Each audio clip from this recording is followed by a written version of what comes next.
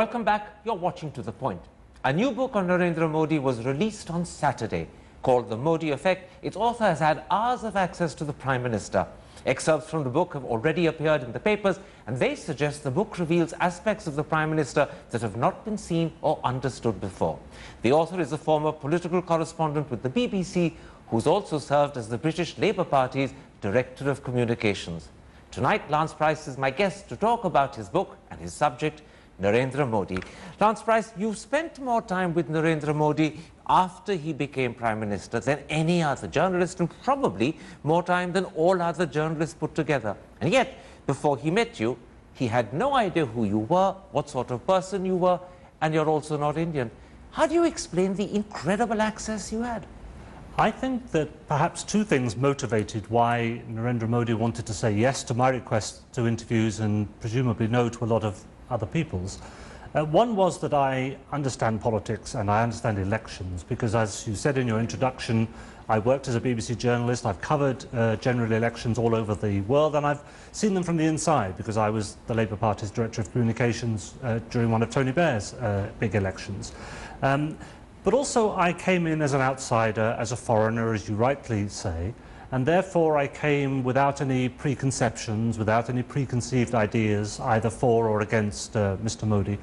And I get the sense, you would know better than me, that in India most people have made up their minds about him. Many people are very strongly in favour of him, some people are very strongly against him. There aren't very many don't knows, and perhaps the fact that I could come in with a fresh pair of eyes may have been one reason that he thought it was a good idea. So he saw you as a fresh slate, and he felt he could write as he wanted and be understood without preconditions and without prejudgments. Yes, I think so, and that I could be impartial and give as balanced account as I possibly could. But the first time that I met him, I had to be quite clear with him. I was very grateful for the access that he was giving me and for the exclusive interviews, which of course for a journalist and an author is a fantastic thing to have. But I wanted to make sure that there were no strings attached. And what did he say? And he obviously had anticipated the question. He said, no, that's fine. You can write what you like, you can criticise me as much as you want. And once I had that assurance, then I was very happy to go ahead and delighted to do so. Before we come to the content of the book, let's start with the man himself. What is Narendra Modi like when you sit in front of him and get him to talk about himself? He's an extremely engaging character, extremely courteous, very polite. It was a great pleasure to be with him. He's quite captivating, as I think a lot of very successful politicians are. He makes you feel as if you're the only person who has his attention, and the interviews went on for over an hour, some of them. And during all of that time, he was very much focused on the discussions that we were having. And I've been with other political leaders, and you get the sense, even if they're not literally looking at their watch, you sort of think that in their minds they're thinking, okay, what's the next meeting? What have I got to do next? What other things have I got on my mind? With Narendra Modi, I didn't have that sense at all. He was during the time you were with him, you were the only focus of his attention, and he wasn't worried about hurrying it up or worried about what came next. No, he wasn't worried about hurrying it up, and we had plenty of time, which was great. And obviously towards the end, his staff would say, we're going to have to wrap up, Prime Minister, you've got another meeting, and that's fair enough, you expect that. I was also a bit concerned before the interview started that perhaps there might be a lot of wasted time with translation and so on. But actually his English was remarkably good. All the interviews were conducted in English. All the interviews? For a very brief moment during one of them he spoke in Gujarati, but my note-taker was able to translate for me very quickly, so that didn't delay things at all. This is fascinating. He spoke very confidently in English. This suggests that in fact his command of English and his comfort speaking English is much greater than most of us have assumed. I think that's true, and do you know, I think that's part of his professionalism as a politician. I think maybe he recognised that if he was going to be, as clearly he now is, the leader of a huge democracy and therefore on the world stage, that a good grasp of English was one of the tools that was necessary. Or maybe he's always had better English than he's let on. And simply hidden it from the rest of us, which sometimes clever politicians also do. Yeah, I mean, I spend a lot of my time in France. There are a lot of French politicians who speak fluent French. Fluent, of course they speak fluent French. They speak fluent English, but they refuse to do so. You know, you say he dominates the room, his eyes are sharp and penetrating, and you found it hard to look elsewhere when he was talking. Is Narendra Modi a little intimidating?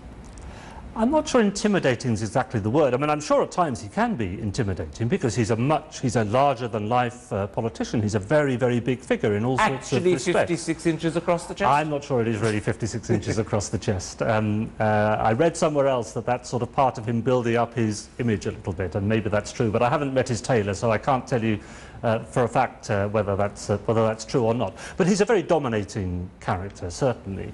But actually, in a way, not in an unpleasant way. So when we were conducting the interviews, it was almost as if he was so engaged, looking me straight in the eye when he was talking, that I felt it would have been rude to look away and start... So though he's a dominant character, he actually puts the other person at ease? He put me very much at ease, yes. Now you say, and this is very interesting, you say he often refers to himself in the third person. He's full of image-building observations of himself, and he's the least convincing when he's trying to be self-effacing. In fact, if I recall correctly, you say he doesn't do self-effacing. Does that mean he tends to brag and boast? Well, he extols his virtues. We first met only a few weeks really after the end of the election campaign. He was still fired up by all of that, and there were state election campaigns still going on. Now, believe me, he wouldn't be the first senior politician to like to talk about himself. They all love to talk about themselves, of course they do. That's what you expect, and that's absolutely what I expected. So a lot of the conversation was him recalling what he thought were his finest moments during the campaign, the things that went right. Yes, I don't think that he's the most modest and self-effacing person that I've ever met on this planet, but as I say, I think that's true of most senior politicians. But when he spoke and he extolled his virtues and he talked about his finer moments during the campaign, did it come across as factual or did it come across as bragging? I'm not sure bragging's exactly the word, but it was certainly, he was very, very proud of it, and he would quite frequently remind me of the size of the rallies, of the fact that he hadn't anticipated so many people coming. When I asked him of any mistakes that he felt that he'd made during the campaign, he said, oh, well, there was one rally when he thought only a few thousand people would come, and actually many, many more people came. So that was the mistake he'd made. He'd underestimated his popularity rather than anything else. So he doesn't do admitting mistakes either?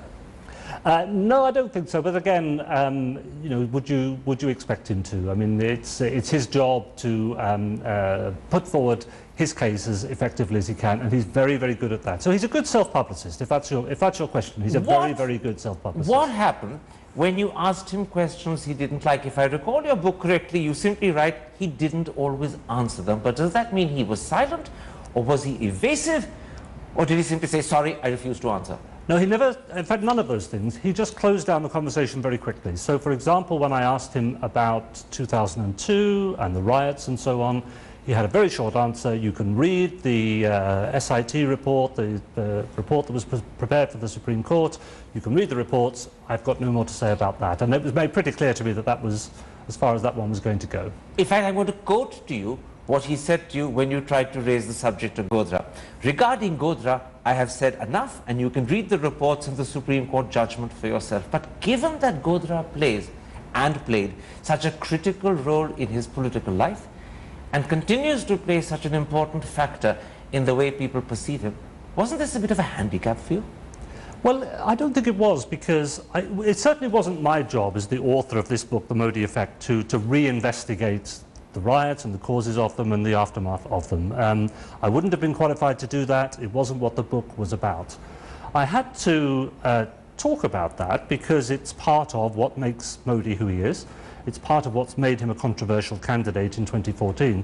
So there's a good section in the book about what happened in Gujarat in 2002, and that's important in explaining him as a candidate, and also, of course, in explaining him to a readership outside of India. Absolutely, but he wouldn't talk to you about how he handled the shadow of 2002, which loomed over large parts of the campaign. That he was reluctant to do.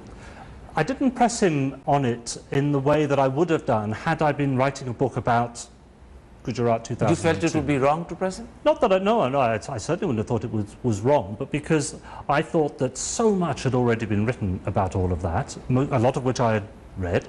I had formed an analysis of what I was trying to do in the book when it came to the issue of 2002 was to explain the significance, if any, that that had on him as the candidate for Prime Minister. And I think he rightly felt that the result on May the 16th, in a sense, drew a line under that, because the people of India knew all about that story. And so this was a finished story? In a sense, it was a finished story. I mean, he'll never be able to shake it off completely. It will always be part of his past. It will always be part of what people say about him and write about him. Unfortunately, Godhra wasn't the only issue, I gathered from your book, that he didn't want to talk about. When you brought up Snoopgate, he didn't want to answer questions on Snoopgate. Was that because he felt vulnerable? I think you'd have to ask him that. He certainly didn't want to expand on Snoopgate, and his argument was that it was a flash in the pan. He also suggested that it was Congress Party dirty tricks. And I looked into the issue, of course, and it did seem to me that although it had the potential to be a very, very difficult story for him, that the BJP, one way or another, handled it quickly and seemed to douse the fires with remarkable speed. And the fact that they were able... So discussing it would have been like rekindling the embers, which he didn't want to do. I don't mind rekindling the embers. But no, he might have. He might not want to rekindle the embers, but that's a question you'll have to ask him. The reason that I didn't write more about it is because it came and it went, strangely. I think... it didn't have an impact on the campaign, and so its relevance was limited. Exactly. It didn't seem to have a lasting impact on the campaign, although Congress tried to raise it once or twice subsequently during the campaign. But they got no mileage out of it. They didn't get much mileage out of it. The other subject that he was very reluctant to talk about was actually, bizarrely, what Hindutva means to him personally. Now, that reluctance I find difficult to understand. Why did he not want to talk about Hindutva? If you look at the election campaign itself, he didn't talk about Hindutva. He decided, I think quite rightly, if I was advising him, I wasn't, but if I had been advising him, I would have said, keep your mind very much and your eye very much on the ball, and you are fighting this campaign as development man. You're fighting it on twin pillars of development and good governance. Therefore, Hindutva has no role to play. Hindutva doesn't have a role to play, but also politically, strategically. If you think of the political strategy that he had, those people, who I'm sure are a small minority, who are going to vote on the basis of ideology, and whose ideology was Hindutva, were going to vote for him anyway. What he had to do during the campaign was win over the other people. Absolutely. But now the campaign's over, and there you are sitting in front of him, trying to understand not just the campaign, but the man the campaign was about. And Hindutva is a substantial part of his makeup, his character, his thinking, his upbringing. And yet, when you asked him questions about what it meant to him personally, he was reluctant to discuss it. I think the really interesting question is how much that impacts on him now as Prime Minister. And that's a question that, so far as I can tell, no one has been able to answer. Everyone knows that he grew up through the RSS, that the Hindutva ideology was very important to him. But you don't have to really look at, you don't have to have a crystal ball. You can look at the history. I mean, during the time that he was Chief Minister, he didn't stress it often. No. And he was reluctant to talk about it. He's always reluctant. But during the last 10 months that he's been Prime Minister, and when Ghar Wapsi campaigns were happening, or Love Jihad campaigns were happening, or when the Christian community felt it was under siege, maybe siege is the wrong word, his silence for a long period, until he then eventually spoke out in February, was perceived and was interpreted in terms of his personal commitment to Hindutva, or the fact that he didn't want to annoy his Hindutva constituency.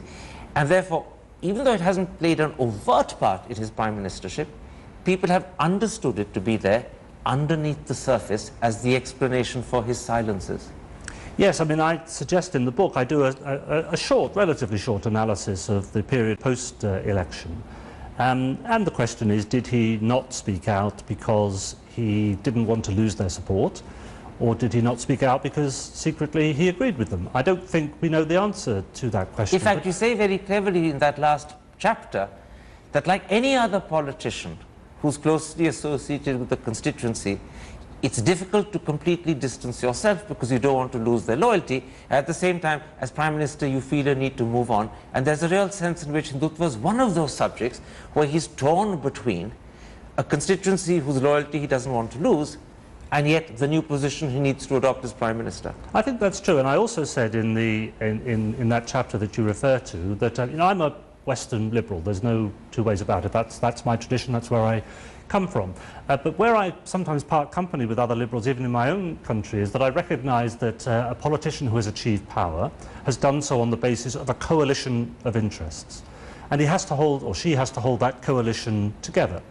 And that politician may not necessarily agree with all elements of the coalition, but they need to hold it together.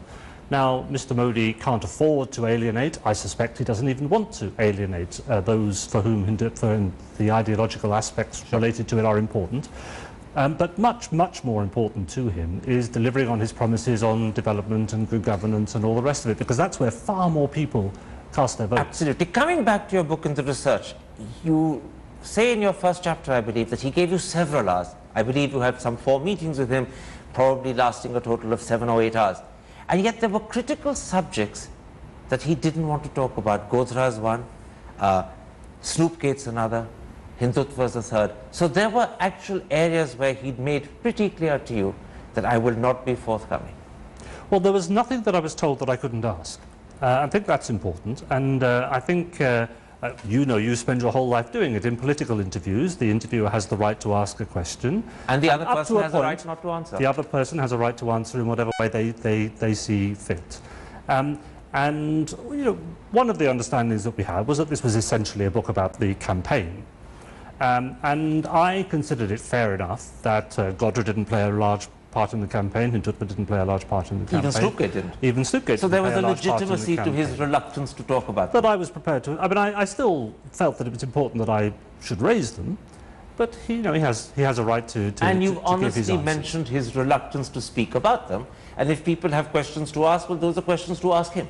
Yeah, absolutely. And I do say in the book that there were times when my eyebrow may have raised a little bit and I wasn't completely convinced by what he was When your telling eyebrow me. did go up, or your skepticism showed, right, what was his response? Because he's a sensitive man who would have realized that you weren't convinced by his reluctance.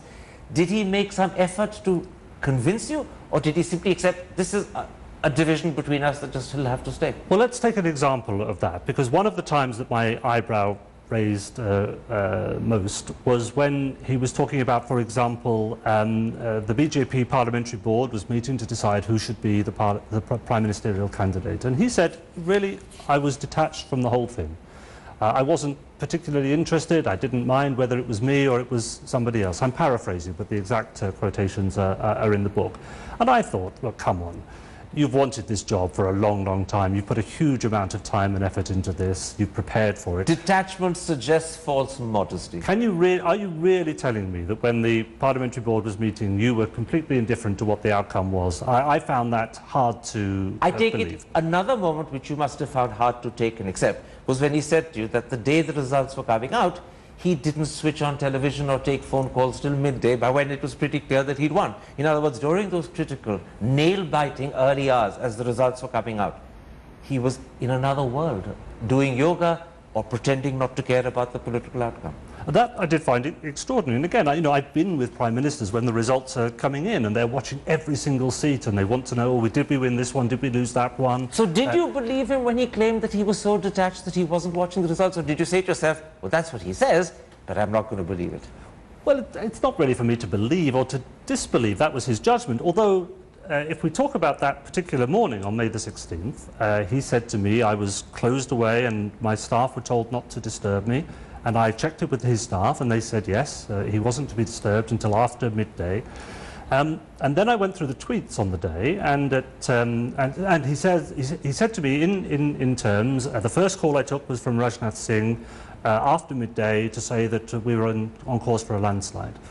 I checked the tweets, and actually at 10:26, Rajnath Singh said that he had just spoken to Narendra Modi and told him that they were winning the election. So the tweets disproved what he'd said? Well, maybe it was such a busy day that he didn't exactly remember the precise timetable. Now you're being a generous man, aren't you? Okay, so what in effect you did was you very cleverly caught the Prime Minister out by comparing what he said with his tweets, but you're going to be generous enough to say maybe on that busy day he got a little confused. Yeah, I mean, politicians build a story about themselves. And there are biographers times, have a right to be generous about their subjects. well, they have a right to be generous, but they also have a duty to ask questions, and I think it's important that we do that. And as you very fairly pointed out, I asked a lot of questions, a lot of probing questions, And it's quite clear in the book that I didn't take everything that I was told by the Prime Minister at face value. Let's come to something he says about journalists, and I want to quote. You say almost invariably he's predisposed to look for the worst in people, i.e. journalists are almost invariably predisposed to look for the worst in people. And then Modi's, sometimes you say he takes his suspicion too far. To me, that clearly suggests that Mr. Modi doesn't like journalists. Does it actually amount to contempt for them? I don't know whether it amounts for contempt. No, in fact, I suspect it doesn't amount to contempt. I haven't met a political leader who doesn't think that journalists are against them, who doesn't think that the media is something that they have to fight with the whole time, and that the media is a barrier to them doing their jobs. But Western politicians use journalists for their purposes, and sometimes successfully and sometimes not. Mr. Modi doesn't seem to be too keen to do that, at least now that he's become Prime Minister. He has a different approach to it, and I was a spin doctor. It was my job to try and get the media in the UK to write nice things about Tony Blair. I was somewhat in awe of his success during the election campaign at getting the media to work to his agenda. He refused to allow the media to set the agenda, and one way he did it was by rationing his appearances. He didn't appear in the studio like this until right at the very end of the election campaign. And he said to journalists, if you want to know what I think, you can come to my rallies, you can read my tweets, you can see what I'm saying on social media. In other words, as his own spin doctor, he actually was extremely successful. He was extremely successful. He set the agenda day after day after day. Let's come to some of the things he said about himself. Now, not only have astrologers told him that he was likely to be Prime Minister one day, I get the clear impression that he firmly believed for many years that he would be Prime Minister. Does he see himself as a man of destiny? What he said to me was that he believes that his destiny is in the hands of the gods, and that therefore he doesn't spend a lot of time worrying about it.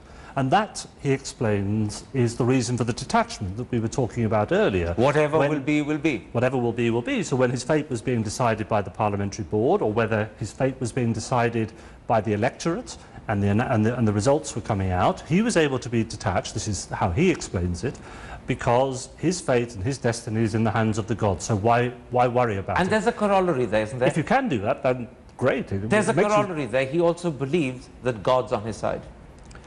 Well, I think he believes perhaps he's been blessed by the gods and to have achieved what he's done. He even said that his fashion taste and the fact that he looks good in clothes is a God-given gift. Quite right. He actually said to you that he had a great eye for colour and combination.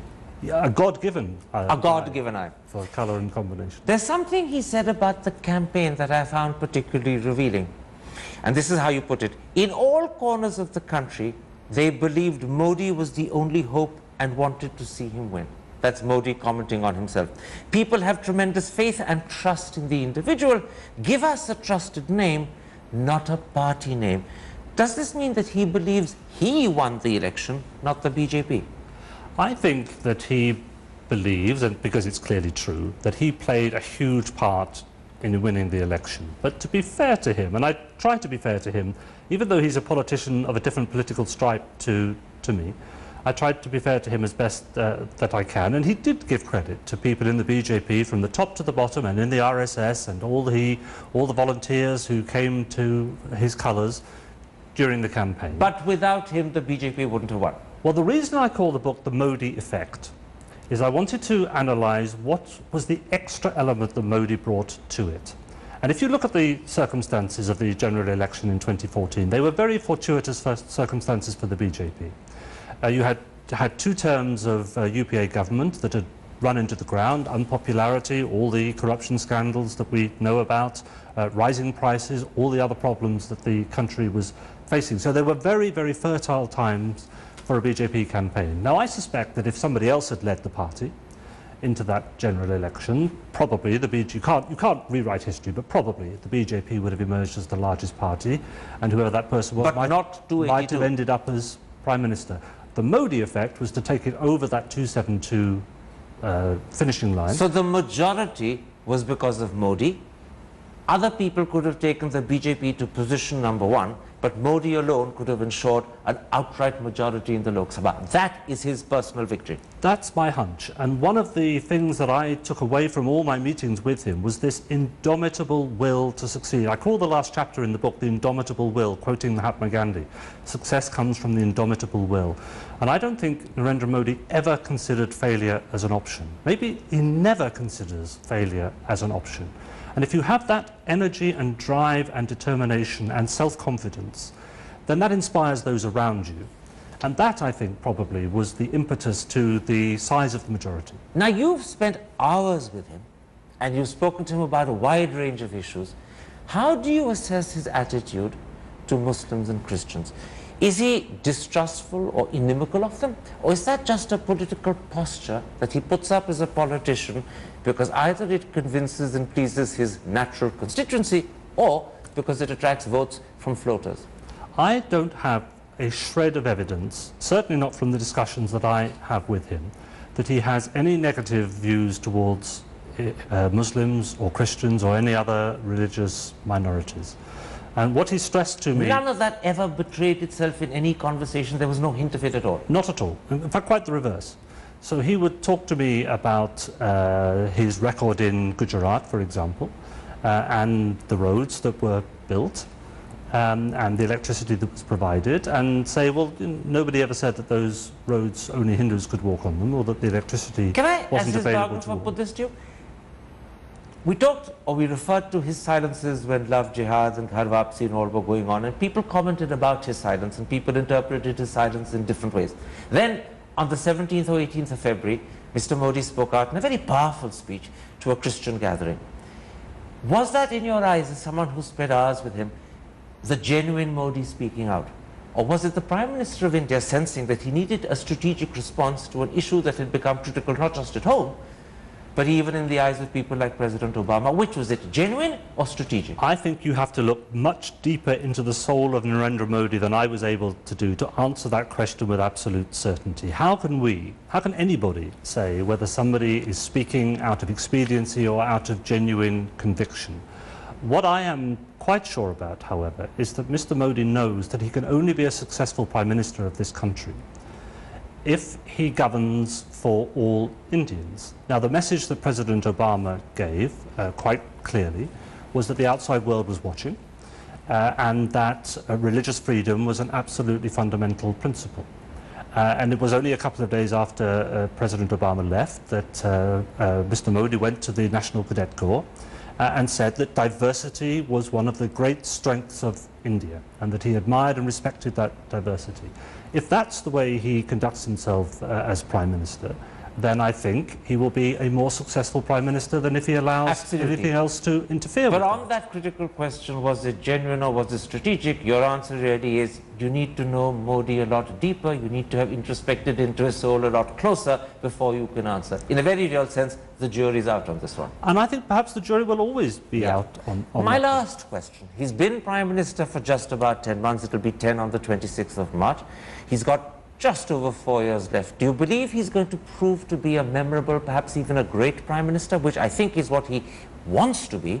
Or do you think the expectations are so enormous, he will inevitably prove to be disappointing? I think it's absolutely certain that that's what he wants to be. And so far as I can tell, every task he set himself to, he has been determined to succeed in that. So he will be throwing everything that he's got on being a successful Prime Minister. He didn't go through everything in order to become Prime Minister in order then to throw it away once he was in office. However, the challenges he faces are massive. The expectations he raised during the election campaign were huge, so he's set himself a very high bar for success. And in that sense, I'm sure he's already feeling frustration at the pace of change. When I worked for Tony Blair, he felt that in his first term in office he didn't act fast enough. And in quite a nice quote from Arun Shuri in the book, he said that Mr. Modi should be acting, he was quoting the Buddha, as if every day, as if his hair was on fire. 5 years sounds like a long time, it's not a long time.